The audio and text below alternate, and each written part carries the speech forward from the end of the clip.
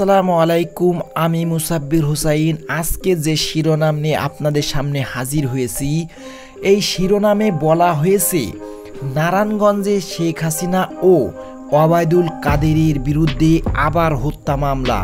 আসলে ওবায়দুল কাদের ও শেখ হাসিনার বিরুদ্ধে কেন হত্যা মামলা করা হয়েছে আমরা আজকের সেটা জানব।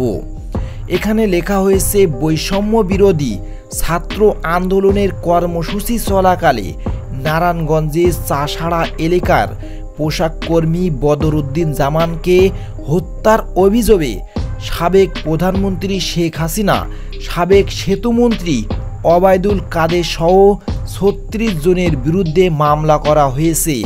মামলার অজ্ঞাতনামা আরও ১৫০ জনকে আসামি করা হয়। আজ শনিবার দুপুরে নিহত বদরুদ্দিন জামানের স্ত্রী আদরি খাতুন বাদী হয়ে সদর মডেল থানায় মামলাটি দায়ের করেন। এই নিয়ে আন্দোলনের হতাহতের ঘটনায় জেলায় বিভিন্ন থানায় ১৯টি হত্যাসহ মোট ২৩টি মামলা করা হয়। এর মধ্যে ১৫টি হত্যাসহ ১৬টি মামলায় শেখ হাসিনাকে আসামি করা হয়েছে। সদর মডেল থানার ভারপ্রাপ্ত কর্মকর্তা নজরুল ইসলাম মামলাটির বিষয়টি প্রথম আলোকে নিশ্চিত করেছেন। তো বন্ধুরা, বুঝতেই পারছেন যে আসলে বদরুদ্দিন জামানকে নৃশংসভাবে হত্যা করার কারণে তার স্ত্রী আদরি খাতুন বাদী হয়ে এই মামলাটি করে শেখ হাসিনা সহ আরও অনেক নেতাকর্মীদের উপর। এখানে আরও বলা হয়েছে, নিহত বদরুদ্দিন জামান রংপুরের কাউনিয়া উপজেলার মাছপাড়া এলাকার মোহাম্মদ আসগার আলীর ছেলে। তিনি নারায়ণগঞ্জ শহরের হাজীগঞ্জ এলাকায় স্ত্রী সন্তান নিয়ে ভাড়া থাকতেন।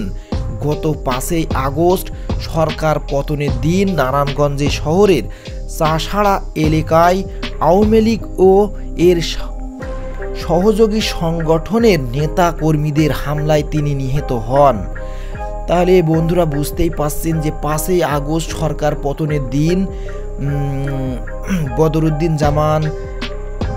বদরুদ্দিন জামান আওয়ামী লীগ ও এর নেতাকর্মীদের কাছে তিনি নিহত হন।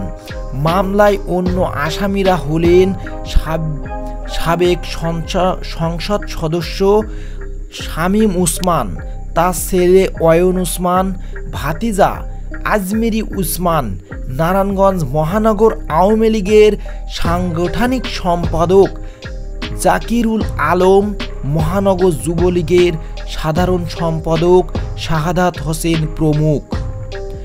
মামলার এজাহারে বলা হয়, ৫ই আগস্ট বৈষম্য বিরোধী ছাত্র আন্দোলনের কর্মসূচি পশু করতে আওয়ামী লীগ ও এর সহযোগী সংগঠনের নেতা কর্মীরা একজোট হয়ে পিস্তল, শটগান, ককটেল, লাঠিসোঁটা নিয়ে শহরের চাষাড়া শহীদ মিনার এলাকায় যান। চলাচলের প্রতিবন্ধকতা ও জনমতে আতঙ্ক তৈরি করেন। শেখ হাসিনা, ওবায়দুল কাদের ও শামীম উসমানের নির্দেশে আসামিরা ছাত্র জনতার উপর হামলা ও গুলি করেন। বাদীর ফুফাতো দেবর স্বাধীন মিয়া ও স্বামী বদরুদ্দিন জামান শহরের হাজীগঞ্জ এলাকায় বাড়ি ফেরার পথে চাষাড়া গোল চত্র এলাকায় এলে আসামিরা দেশি অস্ত্র ও লাঠি দিয়ে তাদের পেটান। এতে তার স্বামী বদরুদ্দিন জামান লুটিয়ে পড়েন মাটিতে। সঙ্গে থাকা স্বাধীন মিয়া চিৎকারে আশেপাশের লোকজন এগিয়ে এলে তাদের উদ্ধার করে নারায়ণগঞ্জ জেলার হাসপাতালে নিয়ে গেলে চিকিৎসক বদরুদ্দিন জামানকে মৃত ঘোষণা করেন। তাহলে বন্ধুরা বুঝতেই পারছেন যে তার উপরে কেমন অত্যাচার করা হয়েছে। এখানে আরও বলা হয়েছে, এজাহারে বলা হয়, মৃত্যুর বিষয়টি জানাজানির পর আসামিরা ময়না তদন্ত ছাড়াই লাশ গ্রামের বাড়িতে নিয়ে যেতে চাপ দেন। বাদীর দেবর স্বাধীন মিয়া আতঙ্কিত হয়ে লাশ গ্রামের বাড়িতে রংপুরের কাউনিয়া থানার মাছপাড়ায় নিয়ে যান। সেখানে জানাজা শেষে তাকে দাফন করা হয়।